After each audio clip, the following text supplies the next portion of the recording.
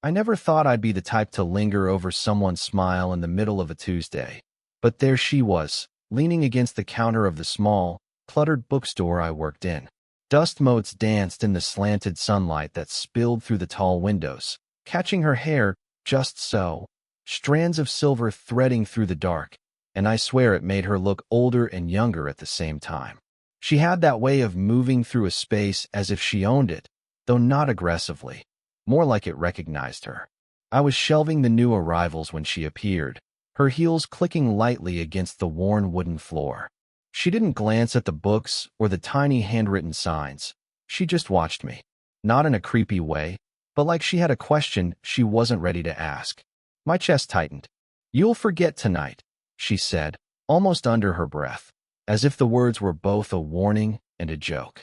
I froze, halfway through stacking a paperback. The sound of her voice was softer than I expected, slightly husky, careful. I wanted to say something smart, something that didn't betray how quickly my pulse had jumped, but I didn't. Instead, I met her eyes, and a fraction of a second later, I found my own words spilling out. "Not when it's with you." There was a pause, that unbearable half-second where she tilted her head and studied me, eyebrows knitting together, maybe questioning, maybe amused. I could feel my hands tightening on the book in my grip. She laughed, soft, a little airy, but not unkind, and the tension in my chest loosened just enough to betray me with a tiny grin. She was in her mid-40s, I guessed, but she carried herself like someone who'd survived a lot of life and still had a spark left.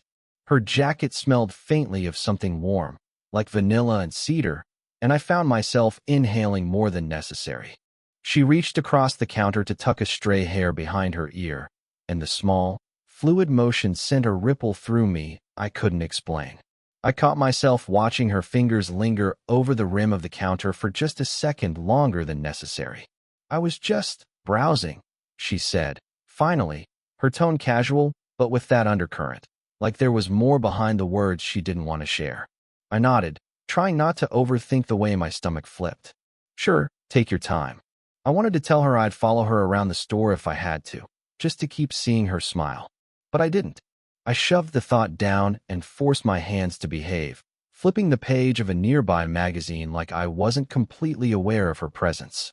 She wandered between the shelves, careful, deliberate, almost like she was savoring the space, and every so often our eyes met. A flash of something passed between us, unspoken, unclaimed, and I caught my throat tightening again. Her laugh echoed softly from the poetry section. A customer passed, and she looked away, pretending to examine a book, but I could tell she had been aware of me, the way she always was. When she finally approached the counter again, she handed me a worn hardcover, her fingers brushing mine just slightly. I felt it, as if electricity had traveled from her skin into mine, and I had to look away so she wouldn't see how much I'd noticed. "You'll remember this," she said again, that same teasing undertone, like she knew the effect she had. I nodded, words failing me this time, but the corner of my mouth lifted in a tiny, knowing smirk. And as she walked toward the door, I realized I had already forgotten everything else. The stack of books, the sunlight, the ticking clock. All I could think about was the way her presence lingered in the air long after she left. I stayed there, hand on the counter, watching the door close, whispering to myself in a voice too quiet even for me, "Not when it's with her." I didn't expect to see her again that week, but there she was, leaning over a counter stacked with returned books, her brow slightly furrowed, as if she was solving a puzzle only she could see. The store was quieter than usual, the afternoon sunlight slanting in across the shelves in golden beams. I was behind the counter, cleaning a small coffee stain off the edge, pretending to be absorbed, though every so often my gaze drifted toward her. She didn't look at me when she spoke. "Could you maybe help me with these?" Her voice was softer than last time, but there was a hint of hesitation, like she wasn't sure if she wanted me close. I nodded quickly, moving around the counter, careful not to rush. She handed me a stack of paperbacks, and I noticed how her fingers trembled slightly as she adjusted the pile. Not from weakness, I realized, but from something else, maybe fatigue, maybe the constant weight of keeping herself guarded. We worked in silence for a moment. I stacked the books on a high shelf, stealing glances at her. She was meticulous, tracing her fingertips along the spines, as if she could memorize every title in a second. Her eyes flicked to mine once, brief, then away, and I caught the subtle tightening of her jaw, the way her shoulders lowered slightly, then stiffened again. "You always notice everything, don't you?" she said finally, without looking up, almost like a statement, not a question. I shrugged, careful not to overcommit. "Sometimes," I said, letting the word hang. Her laugh was quiet, almost embarrassed. "I don't know why I even asked for help. I just don't like bothering anyone." She finally looked at me then, and for a fraction of a second, her eyes softened, a flicker of something unspoken there. Maybe trust, maybe something closer to relief. I wanted to say something reassuring, but instead, I watched. Her hands moved with a practiced grace, fingers brushing the edges of the books as she set them down. The lines at the corners of her eyes, the slight slump of her shoulders after she stretched. These little details made her seem both distant and achingly human at once. A breeze drifted in from the open door, carrying the scent of rain from outside. She shivered slightly and pulled her jacket closer. I wanted to reach out, to brush a stray strand of hair from her face, but I stayed frozen, caught between respect and longing. "You're quiet today," she murmured, more to herself than to me. I felt the weight of her attention even in that soft, almost invisible observation. When I handed her the last book, our fingers brushed briefly. It was a fleeting contact, almost accidental, but I felt it like a spark, a pull I couldn't explain. Her hand lingered for a heartbeat longer than necessary, and I noticed it. The slight hesitation before she let go, the faint pressure that left an imprint in my memory. She straightened, clearing her throat. "Thanks," she said, voice low, almost shy. But her eyes betrayed her, that quick, fleeting glance she couldn't entirely hide. And just like that, she turned, walking toward the door, leaving me behind with my hands still warm from hers, my chest still tight from the quiet energy between us. I stayed there, gripping the counter, whispering in a voice I didn't realize I'd said out loud. "There's something about you I can't let go of." The rain had started just as she arrived at the bookstore, tapping lightly against the tall windows, streaking the glass in thin, restless lines. Inside, the air smelled faintly of wet coats and old paper. She moved between the shelves with that same careful grace, but tonight something was different. Her shoulders were tense, her fingers brushing the spines of books a little harder than usual, as if she were grounding herself. I was restocking a shelf near the back when she appeared beside me, close enough that I could feel the warmth of her jacket radiating against my arm. I froze, half aware that the proximity made my pulse jitter in a way I couldn't name. "You really think anyone reads this section?" she asked, glancing at the philosophy shelf, a faint, almost wry smile tugging at her lips. Her voice carried that teasing undertone, but there was a softness underneath I hadn't noticed before. I shrugged, trying not to look too much at her profile, the sharpness of her jaw softened by the lamplight. "Maybe," I said quietly. "Or maybe it's just comforting to know it's here." She chuckled, brushing past me to reach for a book. Our hands collided briefly on the spine, and I felt that electric, fleeting jolt again. She pulled her hand back like it had been an accident, but her eyes lingered on mine longer than necessary. I wanted to reach for her, to hold the contact a little longer, but some invisible restraint kept my fingers pressed to my side. "I shouldn't be here," she murmured suddenly, almost to herself, almost a confession. There was a tremor in her voice I hadn't heard before, a vulnerability I wanted to soothe but didn't know how. I opened my mouth to say something, anything, but a sharp trill from her phone cut through the quiet. She frowned, glancing at the screen. "It's nothing," she said, swiping to silence it, but her jaw tightened in a way that told me otherwise. External pressure, a tether I couldn't see but could feel pulling her away. The storm rattled the windows, and a flash of lightning threw the room into stark black and white for a second. I could see the faint catch in her breath, the way she pressed her coat closer. We were standing there, just a foot apart, and I wanted to ask her to stay, to tell her that distance didn't make sense when proximity felt like this. But the words stuck in my throat, tangled with something deeper, something I didn't want to confront. Do you ever just feel like you're waiting for something? I asked, voice low, careful. She looked at me then, eyes wide, a flash of recognition or maybe fear crossing her features. Maybe, she whispered, and for a moment, the world narrowed to just us. The rain, the flickering lamplight, the silence between words. I wanted to lean closer, to close the tiny gap, to brush a hand against hers just to see if she'd stop me. But the sound of the storm outside, the ticking clock, the phone's earlier insistence, it all pressed in, reminding me that this moment wasn't mine to take. She stepped back, almost imperceptibly, and turned toward the door. I watched her coat sway as she moved, my chest tight, my mind buzzing with everything we hadn't said. My hand lifted almost by instinct, almost reaching, before I let it fall. And still, in that quiet, suspended space, I felt it. The near touch, the unspoken acknowledgement that something between us had shifted, and neither of us could forget it. The store was nearly empty that evening, the usual hum of customers replaced by the soft click of my shoes on the wooden floor. She sat across from me at the small back table, a pile of unsorted books between us, but neither of us touched them. The storm from yesterday had left the air thick and warm, and the faint smell of rain clung to her coat.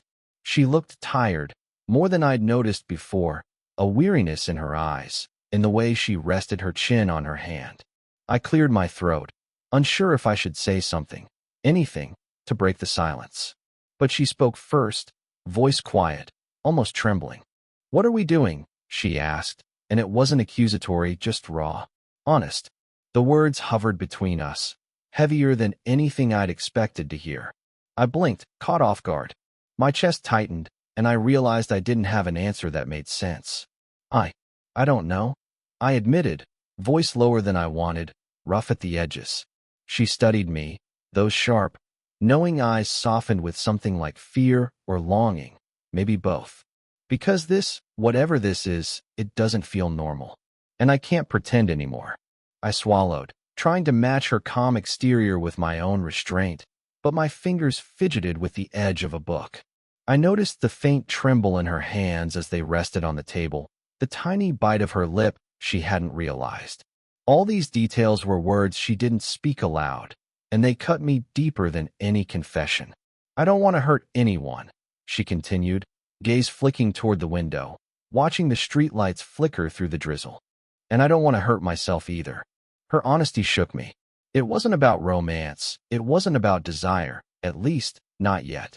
It was about the fragile, messy complexity of two people orbiting each other, pulled in ways they couldn't name, and terrified of the consequences. I leaned back slightly, letting the silence stretch, long and deliberate. The room seemed smaller somehow, the ticking clock on the wall louder, our breaths visible in the dim light. I wanted to reach for her hand, to say something that would fix it, but I realized there was nothing to fix. This was the moment, raw and unfiltered, and nothing else mattered. "Then what do we do?" I whispered, more to myself than to her. My voice shook slightly, betraying the restraint I'd been holding onto for weeks.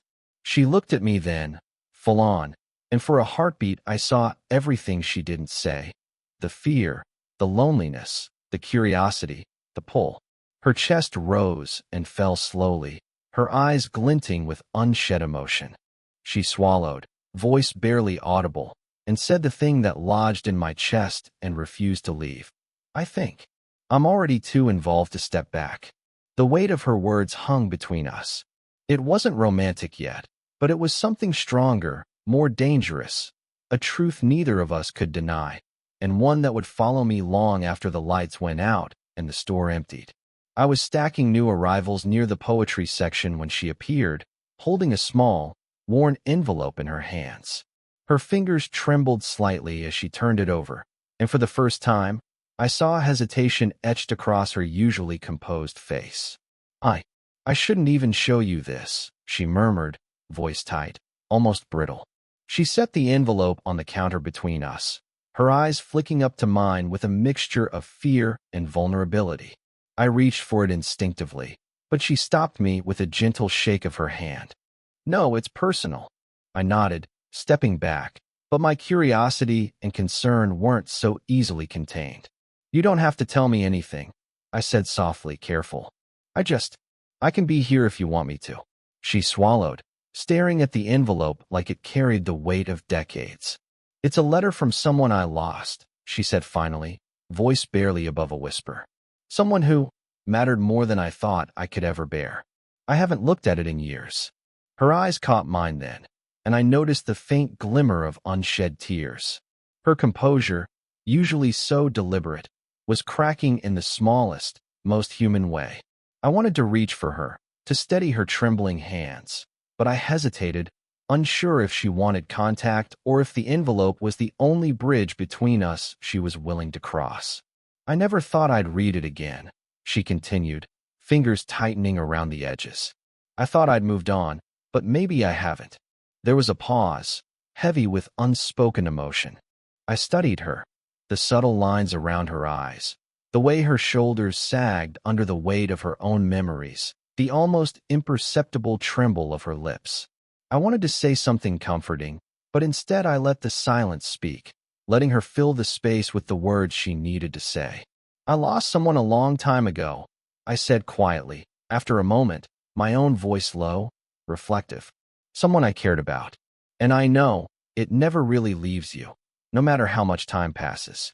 Her gaze softened, and the faintest tremor passed through her hands. The letter, fragile and yellowed, sat between us like a relic of grief and longing, a tangible reminder of the past she'd carried alone. I noticed her inhale shakily, her breath uneven, and the way her eyes didn't look at the envelope but at me, as if she were searching for understanding, for permission to let the memory stay. I forgot how much it hurt, she said finally, almost to herself. Or maybe I never really forgot. The moment stretched, quiet, electric, intimate. I wanted to say more, but words felt too clumsy. So I just nodded, letting her presence, her vulnerability, and the lingering ache in the air fill the silence. She lifted her eyes to mine, lips parted slightly, and in that fraction of a second, everything shifted. The air between us felt charged, heavier than before, not with desire yet, but with recognition, of loss, of fragility, of the raw, unspoken truths we both carried. And then she exhaled softly, letting a single tear roll down her cheek, and whispered, I didn't expect to feel this again, not with anyone. The evening settled over the bookstore like a soft, golden fog. The bell above the door had long since stopped jingling, and we were alone, surrounded by the faint scent of old paper and rain-soaked streets outside. She sat on the edge of the counter, legs crossed, hands folded loosely in her lap. I lingered nearby, pretending to straighten shelves, but I couldn't stop noticing her, the slight slump of her shoulders, the way her hair caught the light, the subtle rhythm of her breathing. For a long while, we said nothing. Words felt inadequate, fragile, yet the silence wasn't empty. It hummed with everything unspoken between us, the near confessions, the shared secrets, the tremor of vulnerability we had glimpsed in each other. Finally, she exhaled, leaning back slightly, her gaze distant yet soft. I don't know what this is, she murmured, voice low, almost vulnerable. But it feels like it's already happened, whether we admit it or not. I nodded slowly, heart tight. I know, I said. My hands itched to reach for her, to break the fragile barrier between us, but I held back, letting the words and presence do the work. She looked at me then, eyes shimmering faintly in the dim light. There was no teasing, no games, just clarity, a quiet acknowledgement of what had been building for weeks. I don't want to hurt you, she added, almost a whisper, but I could hear the honesty in it. You won't, I said, voice steady, though my chest was heavy. We'll figure it out. Together. It wasn't dramatic, wasn't cinematic. There were no confessions of love, no exaggerated gestures. Instead, there was understanding, earned and mutual, the kind that comes after walls have been chipped away by time, observation, and raw honesty. I moved a little closer, careful, and she didn't pull away. Our hands brushed lightly, almost accidentally at first, then lingered, a simple, natural touch that sealed everything we hadn't said. I felt the warmth of her skin, the subtle pulse of life beneath her fingers, and it grounded me in a way nothing else had.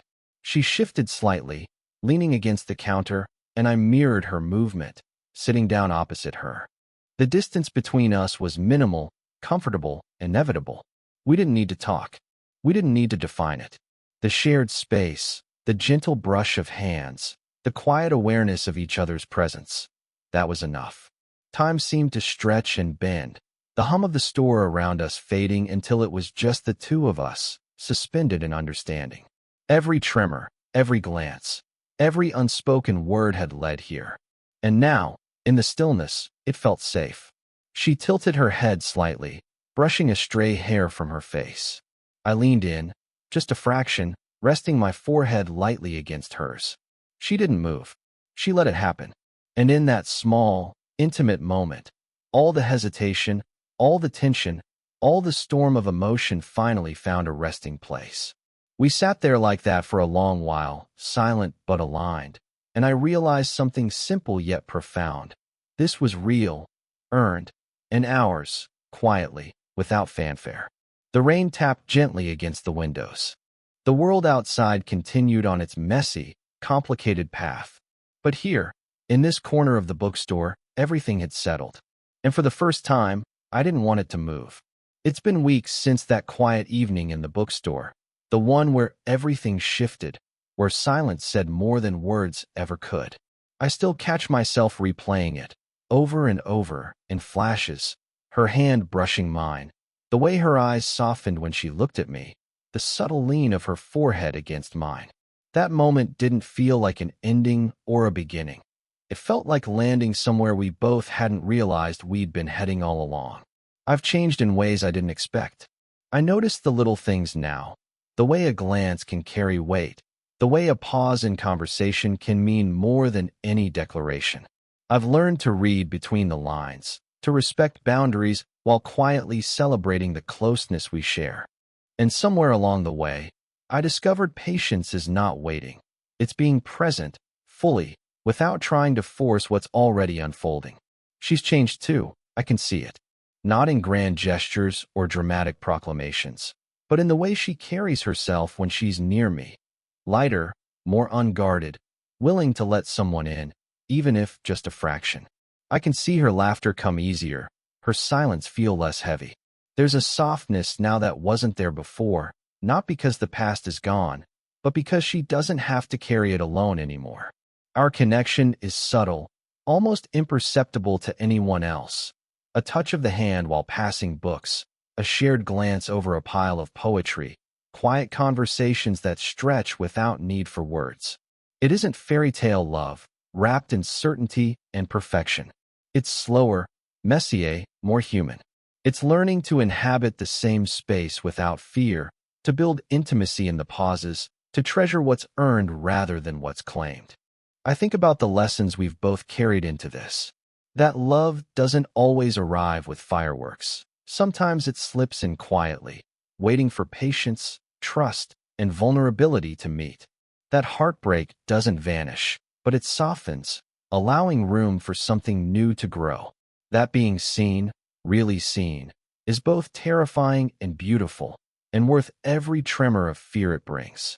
Some nights, when the store is empty and the rain taps gently against the windows, I find her across the room, browsing slowly, and I feel it all over again. That gentle, persistent pull that started months ago and hasn't let go. And I smile quietly, because I know she feels it too, even without saying it. We've learned something simple and profound. Love doesn't always need loud confessions or dramatic gestures. Sometimes it just needs presence, honesty, and the courage to be fragile together. And in that quiet, ordinary, human way, it feels infinite. So if you've ever felt the ache of longing, the electricity of almost touch, or the slow burn of a connection that refuses to let go, you know exactly what I mean. And maybe, just maybe, you're waiting for your own quiet landing. And if you've stayed with me this far, I'd love to hear, have you ever experienced a love that was quietly inevitable? Drop a comment below. I promise, I'll read everyone.